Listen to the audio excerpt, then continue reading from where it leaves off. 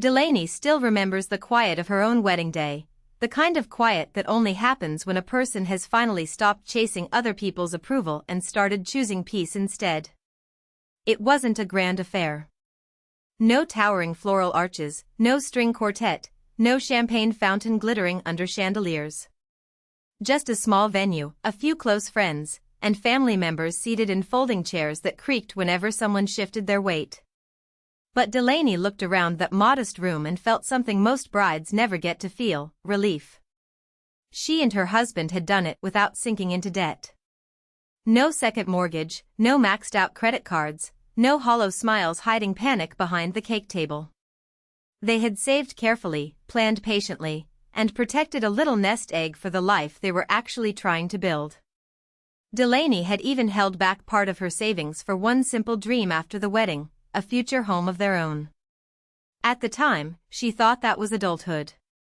That was responsibility. That was love. But in her family, responsibility had always been a strange thing to celebrate. It made some people feel judged, and in Delaney's case, it made her sister, Maris, feel personally offended. Maris was the kind of woman who could turn a casual conversation into a competition without ever raising her voice. She laughed too brightly when she was uncomfortable, asked questions that sounded harmless until you realized she was collecting ammunition, and had a habit of remembering every detail in a way that bent them toward her own hurt feelings. When Delaney mentioned, almost offhandedly, that she and her husband were keeping some savings untouched for a house someday, Maris's expression changed. Not dramatically. Just enough to miss if you weren't paying attention. Her smile stayed in place, but her eyes sharpened. "Oh," she said, drawing the word out. "So you can afford to be sensible." Delaney had laughed, thinking it was a joke. "That's the idea." But Maris didn't laugh with her. She nodded once, slowly, like a detective forming a theory. That was the moment, looking back, when the story started to fracture. Because years later, when Maris told people what happened, she didn't describe a sister protecting a future home. She told them she'd been abandoned, betrayed, and left to clean up Delaney's selfishness all by herself. According to Maris, Delaney had hidden money, withheld support, and let her stumble into disaster. According to Delaney, none of that was true. She had never told Maris what to spend. She had never encouraged the wedding Maris couldn't afford. She had only done what she thought responsible adults were supposed to do. And that was the first red flag no one in the family wanted to name out loud. Maris had begun turning Delaney's boundaries into a personal attack. At the time, though, it was just a look. A comment. A quiet shift in the air. The kind that only later becomes a warning. What Delaney remembers most about that season is not the argument itself, but the look on her sister's face when she mentioned the savings account. It was such an ordinary conversation at first, the kind sisters have over coffee and folded laundry, full of half-jokes and practical talk about budgets, bills, and how expensive everything had become. Delaney said, almost offhandedly, that she and her husband had kept a portion of their money untouched. Not because they were hiding anything. Not because they were planning some secret luxury. They were simply trying to be careful, trying to start married life with a cushion, trying to behave like adults who had learned that peace is easier to keep when you are not drowning in debt. But to her sister, that detail landed like a betrayal. At first it was confusion. Then came the questions. Why didn't you tell me? Why would you hold back when you knew I was struggling? Delaney tried to explain, gently at first, that her money was not family property, not a communal pot to be divided by whoever felt most stressed at the moment. She said they had been saving for a home, for emergencies, for the future. Her sister's expression changed in a way that Delaney would later recognize as the beginning of a story being rewritten in real time. The facts were still there, but they were already being rearranged to make Delaney look selfish. That was the first red flag. Not the money, but the transformation. The way a private decision became, in her sister's mind, a personal attack. In one version of the story, Delaney was prudent. In another, she was cruel. And once that door opened, everything else started to bend around it. Soon her sister was telling family members that Delaney had left her hanging, that she had let her carry the whole burden alone, that she had made a choice and called it responsibility. Those words traveled quickly through the family, gathering emotion as they went. People who had never seen the savings account, never sat through the budget talks, suddenly had strong opinions about who was being generous and who was being cold. Delaney found herself defending something that should never have needed defense. Meanwhile, her sister's wedding plans grew bigger, louder, and more expensive. There were dress appointments, venue upgrades, floral arrangements, catering changes, and endless justifications. Every decision was framed as necessary, every expense treated like destiny. Delaney could see the pattern clearly. The more overwhelmed her sister felt, the more she reached for spectacle. And the more she spent, the more she needed someone else to blame. If you've ever watched a family argument slowly turn into a legend, you know how dangerous that can be. One person becomes the villain, not because of what they did, but because someone else needs the story to make sense. Delaney did not yet know how far this would go. She only knew that the tone had changed, the ground was unstable, and the real crisis was no longer the wedding. It was the growing insistence that Delaney's carefulness had somehow ruined everything. And once that kind of thinking takes root, what happens next can spread through a family like smoke. By the time Delaney started telling the story more than once, you could already see how easily the same facts could split into two completely different family legends. In her version, the decision was simple. She and her husband had saved carefully, cut corners where they could, and wanted a wedding that felt warm and honest instead of flashy and financed by debt. There was a modest venue, homemade decorations, a dinner that was lovely without being extravagant, and a quiet sense of relief in knowing they were starting married life with their feet on solid ground. But to her sister, that same caution became something else entirely. When she heard Delaney had kept part of her savings untouched for a future house, she didn't hear responsible. She heard selfish. She heard secretive. And once that story took root in her mind, every conversation after that seemed to bend toward the same conclusion. Delaney had something she should have shared, and now she was being punished for it. At first, the comments came wrapped in concern. "I just don't get why you'd hold money back when weddings only happen once," her sister said one afternoon, smiling too tightly over coffee. "Family should be all in together." Delaney remembers looking at her and feeling that small, uneasy pull in her stomach, the one people often ignore because it seems too minor to name. She tried to explain that saving for a home wasn't betrayal, it was planning. But her sister only nodded as if she were being patient with a child. That was the first red flag, really, not the disagreement, but the way the disagreement was rewritten into a moral crime. From there, the story grew legs. At family gatherings, little remarks started surfacing. Someone would joke that Delaney thought she was too good to spend money on anything fun. Another relative would repeat, almost word for word, something her sister had said about Delaney hoarding resources. Rashomon in real life is never tidy. It arrives in fragments, second-hand accusations, selective memories, and people who swear they are only repeating what they heard. Delaney stayed calm longer than most people would have. She explained herself. She softened her tone. She gave more context. But the more reasonable she was, the more her sister seemed to resent her. And once jealousy takes hold in a family, it rarely announces itself honestly. It disguises itself as outrage, as wounded feelings, as a performance of being left out. If you've ever watched a family argument slowly turn into a campaign, you know how dangerous that can be. One person becomes the villain, and suddenly everyone is invited to pick a side. Delaney didn't know yet how expensive that misunderstanding would become, or how far her sister was willing to go to turn her own choices into someone else's fault. And that's where the trouble really began. By the time Delaney started hearing the real story from other people, the family version had already begun to harden like concrete. In her sister's telling, Delaney had not simply saved money and gotten married on a budget. No, she had allegedly hidden money, played favorites, and somehow turned a private financial decision into a personal attack. It was the kind of story that spread fast at family dinners, because people love a conflict they can simplify. One sister becomes the villain, the other becomes the wounded truth-teller, and everybody else gets to sit comfortably in the middle pretending they had no idea. Delaney, meanwhile, was busy doing the unglamorous work of building a life. She and her husband were making the mortgage payments, keeping receipts, comparing grocery prices, and putting a little aside every month. Not much, but enough. Enough to breathe.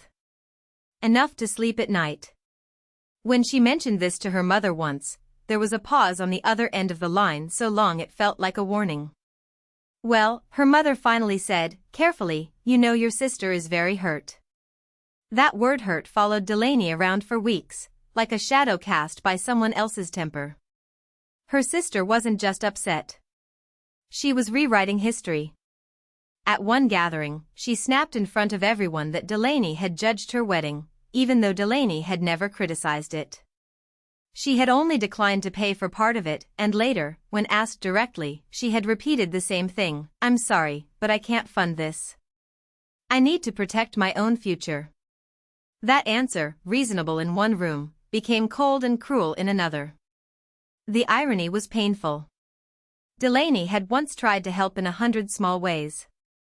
She had listened to budget spreadsheets, offered vendor suggestions, even gently warned her sister that the guest list was growing beyond what her fiancé could afford. But every practical comment was treated like sabotage. Her sister didn't want advice. She wanted agreement, and when she didn't get it, she decided she had been betrayed.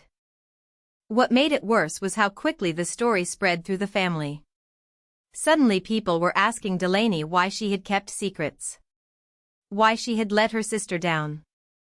Why she couldn't have just been more supportive. Nobody asked why a grown woman would spend every cent she had on a wedding she couldn't afford. That part was easier to overlook, especially when blame offered everyone a cleaner emotional ending. Delaney began to understand something important. Some people do not remember events as they happened. They remember them as their feelings demand. And once they have chosen a villain, they will keep feeding that version until it feels like truth. What happened next would test whether Delaney was willing to keep explaining herself, or finally stop auditioning for forgiveness that was never going to come. By the time the family started talking about Delaney's wedding, the story had already changed 3 times depending on who was telling it. To Delaney, it was simple enough. She and her husband wanted a beautiful day, but not at the cost of their future. They had chosen a modest venue, borrowed where they could, and paid for what mattered. There was no champagne fountain, no designer ballroom, no mountain of debt waiting in the shadows. Just 2 people saying yes to a life they could actually afford. But in her sister's version, that restraint became an insult. At first, it came out as little comments at dinner. Must be nice to be so careful, she said, smiling in that way that made everyone else uncomfortable. Then it got sharper. Some of us don't get to pretend money doesn't matter. Delaney could feel the tension rising, the old family habit of turning one person's choice into everyone else's moral lesson. She tried to brush it off. She told herself her sister was stressed, maybe jealous, maybe just looking for someone to blame because her own wedding plans were getting out of control. That was the first red flag, really. Not the spending itself, but the way she spoke about it like the world owed her a perfect event and a perfect audience. The real fracture came when the truth about Delaney's savings spread through the family. She had kept part of her money untouched, quietly, for a future house. Nothing secretive, nothing scandalous, just practical planning. But her sister heard that and decided it meant betrayal. In her mind, Delaney had been sitting on a pile of cash while she struggled, as if one sister's discipline had somehow become the other sister's humiliation. I can't believe you hid that from me, she said, eyes blazing. You let me panic for months. Delaney stared at her, stunned. I didn't let you do anything. I saved my own money. That should have been the end of it. A reasonable person would have heard that and moved on. But her sister wasn't hearing facts anymore. She was building a story, And in that story she was the wounded one, the one left behind, the one forced into desperate choices by everyone else's supposed selfishness. So she spent more. Bigger flowers. Higher-end catering. A dress she couldn't afford. Every decision became a performance of resentment, as if overextending herself was proof that she had been wronged. The family watched the spiral and called it stress, ambition, once-in-a-lifetime pressure. Delaney saw something else, a woman turning refusal into revenge. And as the wedding day approached, the arguments became less about money and more about blame. If Delaney had spoken up sooner, if she had helped, if she had warned her, maybe things would be different. Do you hear how that works? One person spends recklessly, and somehow everyone else becomes responsible for stopping them. Delaney didn't know it yet, but the worst part wouldn't be the wedding at all. It would be what her sister decided to do after it. By the time Delaney noticed how quickly her sister had rewritten the story, it was already too late to undo the damage. In Delaney's version, the wedding money had been a safety net, something practical, something sensible. She had never hidden the fact that she and her husband were saving for a house. She had never promised anyone else a grand celebration. But in her sister's version, that same savings account became proof of betrayal, proof that Delaney had somehow chosen a future over family loyalty.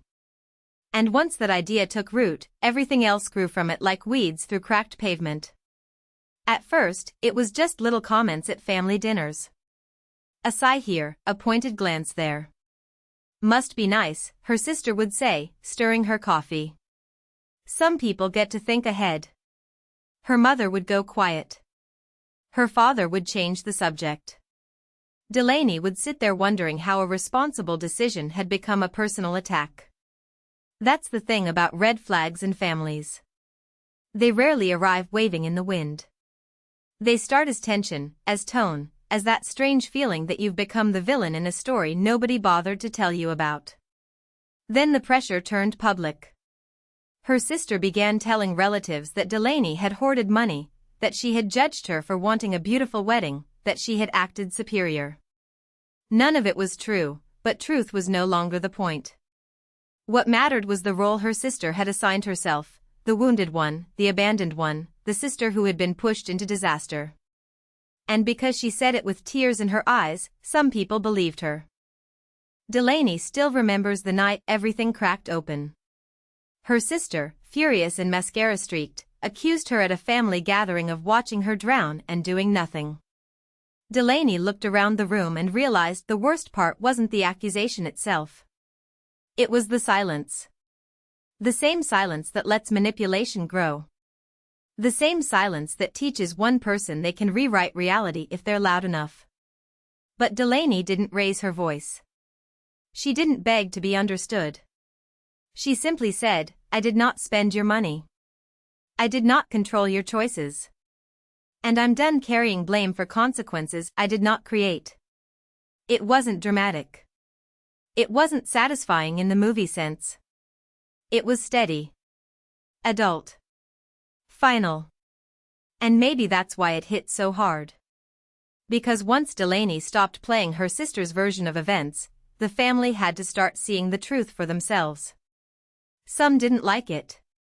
Some still don't. But the fracture was already there, and now everyone could see it. Would you have been able to stay calm in that room, or would you have walked out the moment the lies started? Because next, the story only gets messier, and Delaney is about to make the one choice her sister never expected. By the time Delaney was settling into married life, she had stopped trying to explain herself to everyone. Her little house wasn't fancy, but it was theirs. The furniture was second-hand, the curtains were plain, and the kitchen table had a scratch across one corner, but every inch of it felt earned. She and her husband were building slowly, the way people do when they understand that peace costs less than drama in the moment and far less in the long run. That, more than anything, seemed to bother her sister. At first, it came through as little comments, the kind people sometimes make with a smile that doesn't reach their eyes. "Must be nice to have everything so simple," she'd say, or "I guess some people are content with not much." To Delaney, those remarks were red flags wrapped in pretty paper. They sounded harmless enough to anyone listening, but she could feel the old pattern underneath them. Her sister didn't just want company in her feelings. She wanted agreement. She wanted Delaney to confirm that every choice she had made was wise, every regret was someone else's fault. And when Delaney didn't play along, the story shifted. Suddenly, the wedding money became a symbol. In her sister's telling, Delaney had hidden something from her, had set herself up while leaving the rest of the family to struggle. Never mind that Delaney had been open about saving carefully, never mind that she had never promised anyone else a piece of it. The facts became flexible, and in a family where emotion traveled faster than truth, that was enough to light the fuse. The arguments grew sharper. Phone calls ended in silence. Group texts turned chilly. One aunt tried to smooth it over, saying, "You girls just need to remember your sisters." But sisters are not magically immune to manipulation, and Delaney was beginning to understand that love without accountability is just another way to excuse damage. Then the wedding plans started. Delaney heard about them the way everyone else did at first, in fragments and whispers, each version more lavish than the last. Expensive venue. Designer dress. A guest list that seemed to expand every week. People close to the family raised their eyebrows, but no one wanted to be the one to say the obvious. Her sister was spending money like she thought the future would forgive her. Delaney did not stop her. She had learned that trying to rescue someone who is determined to drown often pulls you under too. Still, when the receipts began piling up and the complaints started, when she heard that the budget had vanished and the blame was already looking for a target, she felt the familiar ache of an approaching storm. Because in her sister's mind, consequences were never consequences. They were betrayals waiting to be named. And Delaney was about to become the villain in a story she had never agreed to star in. By the time the first wave of family gossip reached a boiling point, Delaney had already learned something painful. When people need a villain, they don't ask for the facts, they ask for a story that feels good to repeat. Her sister had spent weeks telling anyone who would listen that Delaney had hoarded money, that she had misled her, that she had sat on a nest egg while watching her struggle. Never mind that Delaney had said the same thing over and over again, calmly and clearly, that her savings were split between the wedding and a future home. Never mind that no one had been promised a contribution, only honesty. In the retelling, that honesty became betrayal. What made it worse was how quickly the family folded around the version they found most comforting. Her sister was loud, emotional, impossible to ignore. Delaney was measured, private, and increasingly tired. And in families like that, the louder pain often gets mistaken for the truer one. So when the accusations turned into public comments, then texts, then tearful phone calls to relatives, Delaney did what she had always done. She stayed calm, repeated the facts, and refused to perform guilt she did not feel. But the damage kept spreading. Her sister, drowning in debt from a wedding she had chosen to stage like a magazine spread, began rewriting every decision as someone else's fault. The venue, the flowers, the dress, the extras she had deserved, all of it suddenly became evidence of a life unfairly cursed by Delaney's supposed selfishness. Their parents tried to mediate, but mediation only works when both people are speaking about the same reality. Delaney was speaking about budgets. Her sister was speaking about wounded pride. Then came the cruelest twist of all. Instead of admitting she had overextended herself, her sister started treating Delaney's stability like an insult. A modest house. A practical car. A husband who believed in building slowly. To her sister, every one of those choices became proof that Delaney had somehow won by being boring, careful, and favored.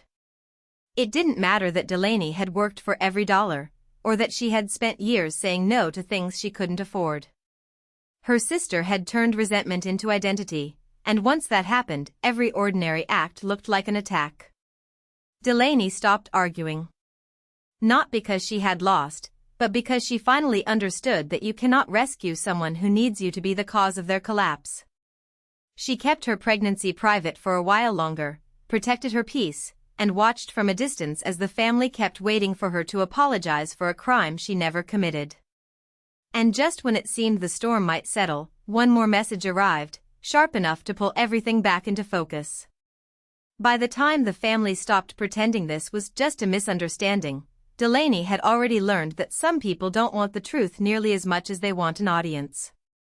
Her sister had turned every conversation into a courtroom, every memory into evidence, every private detail into a weapon she could wave around when she felt cornered. At first, Delaney tried to answer calmly. She explained the savings account, the home fund, the simple fact that keeping money aside for the future was not betrayal. But once her sister decided she had been wronged, no explanation reached her. In her version, Delaney had become cold, secretive, and selfish the moment she chose responsibility over performance.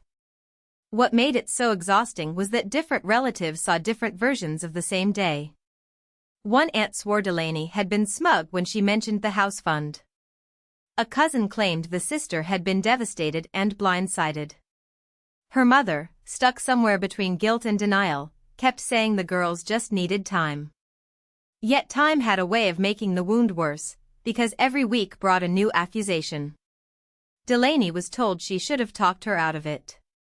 Then she was told she should have helped clean up the mess. Then, somehow, she was blamed for not sacrificing her own future to protect her sister from consequences. And consequences, as always, came due. The lavish wedding had been beautiful for exactly one day and disastrous for every day after. The debt didn't vanish because the flowers were expensive or the photos were perfect. Bills arrived. Payments stacked. Creditors did not care that her sister had once looked radiant under string lights and candle glow. When reality started pressing in, she did what people in denial often do, she looked for a villain. That role fit Delaney neatly, especially if you ignored the part where Delaney had said no from the beginning.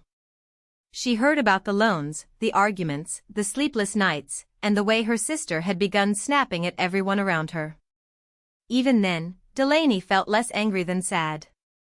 Jealousy had taken root so deeply that it had started to look like identity. Her sister no longer spoke about her own choices as choices. She spoke about them as injuries inflicted by other people. And if she could make Delaney the cause, then she never had to face the real source of the collapse. Meanwhile, Delaney kept building something quieter and stronger. She and her husband kept their home modest, their plans grounded, their peace guarded. When Delaney eventually saw the faint line of a pregnancy test, she didn't post it, didn't announce it, didn't hand it over for anyone else to judge.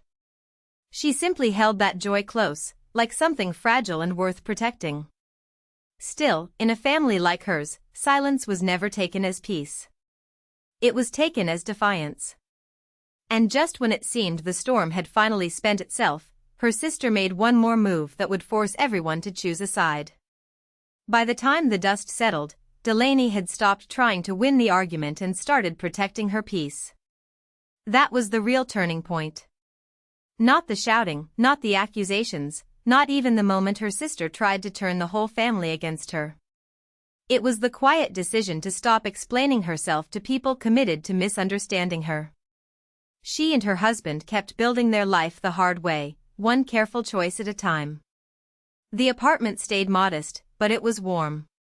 The furniture didn't match, but everything had a place. And when Delaney found out she was pregnant, the joy she felt was the kind that doesn't need an audience. It was enough to sit at the kitchen table, place a hand over her stomach, and know that this home, imperfect as it was steady. Meanwhile, her sister's world kept cracking under the weight of her own decisions. The wedding had been beautiful, yes, but beauty doesn't pay bills. The reception was over, the applause had faded, and all that remained were the receipts. Then came the blame. First it was Delaney's fault for holding back on the money. Then it was the family's fault for letting her spend so much. Then it was everyone's fault except her own. That is how red flags grow louder when no one names them. The breaking point came in one final family gathering, where the same old story was dragged back into the light. Delaney's sister wanted sympathy, and when she didn't get it, she reached for outrage. But this time, Delaney didn't flinch. She didn't beg to be understood. She simply said she would not carry guilt for another adult's choices. She had warned, she had listened, she had been kind. What she would not do was become the villain just because someone else needed one. That silence changed everything. Some relatives finally saw the pattern. Not all, and not immediately, but enough. Enough to understand that love without boundaries becomes a trap, and guilt can be used like a weapon. Delaney didn't gloat. She didn't need to.